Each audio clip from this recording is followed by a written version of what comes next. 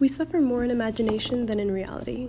Our thoughts consume our existence. We want life to be perfect. That is what humans do, overthink everything until we come to a somewhat logical conclusion that suits what we envision as a perfect life. That's not a problem in logically programmed artificial intelligence. They don't have expectations and their thoughts aren't clouded by emotion and bias. Thus, they do tasks more efficiently. So with AI taking the world by storm, how much time is left before we start to depend on them to make our lives easier?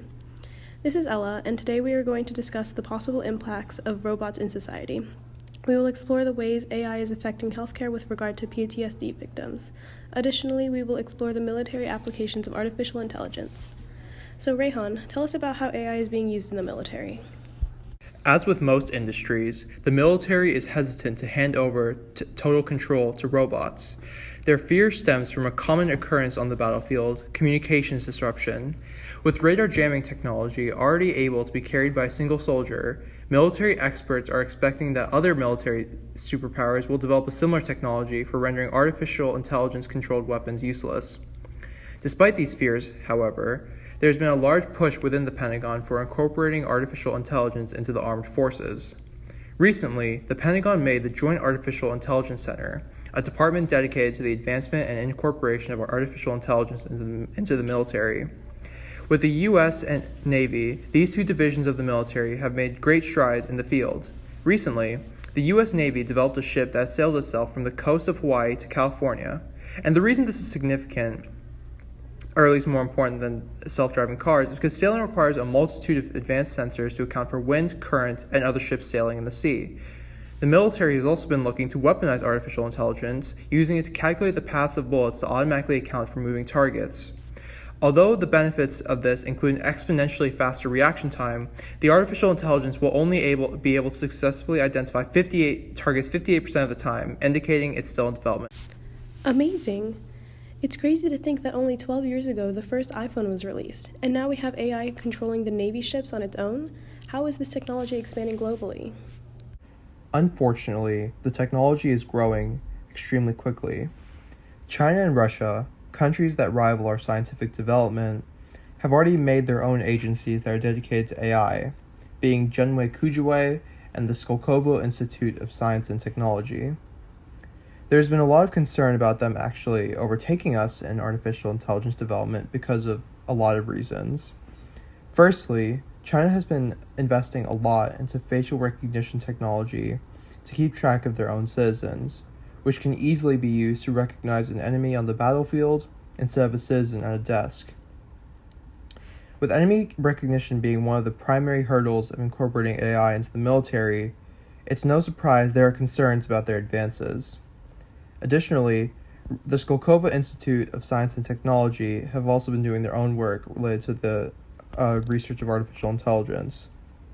Russia has been boasting that they have been giving AI rudimentary control of nuclear weapons on submarines, which has sparked a lot of controversy about whether a robot should have control over such a devastating weapon.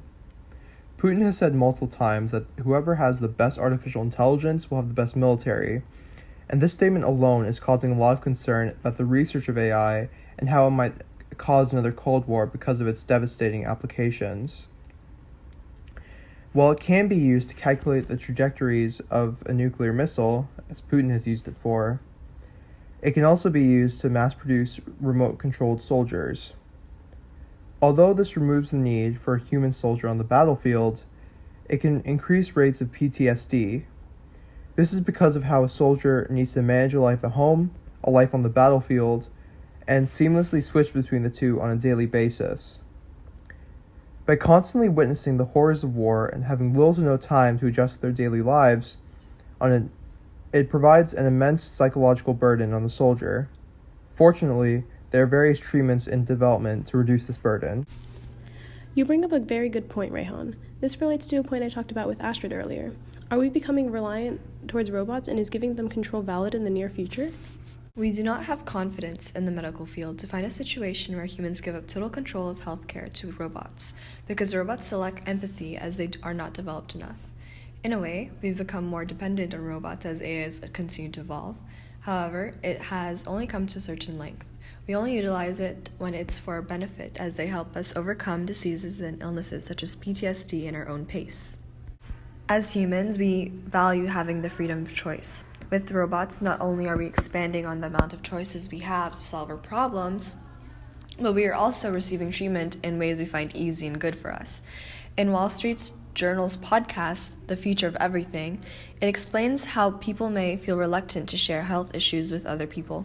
However, with a virtual human or AI, people may be more comfortable with the mindset of less stigma, no judgment. Interesting point. Humans like to be in control because it helps us feel safe and secure, so it doesn't seem likely that we will give up all of our control. However, it does seem likely that robots will have a big impact on society. What are some other ways that AI affects us? You know, another funny thing being developed is called the Brave Mind. This virtual reality simulates scents, scenery, and climates. It tries to recreate the environment to match a person's, for example, a soldier's experience, and measure the body's reaction to help them with their PTSD, which can help them confront the trauma. In this way, people can become accustomed to the surroundings and build their resilience over time.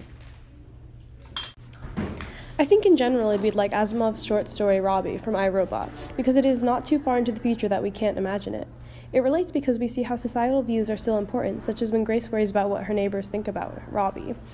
Furthermore, humans are becoming much more dependent on technology now, and how we will continue to depend on robots in the future. It also explains the fear of AI taking over jobs, even as personal as a caregiver replacing a mother figure, and how emotionally intelligent and human-like robots are starting to become. Overall, the development of AI will bring lots of benefits to disorders such as PTSD and is making a big impact in foreign affairs and military advancements.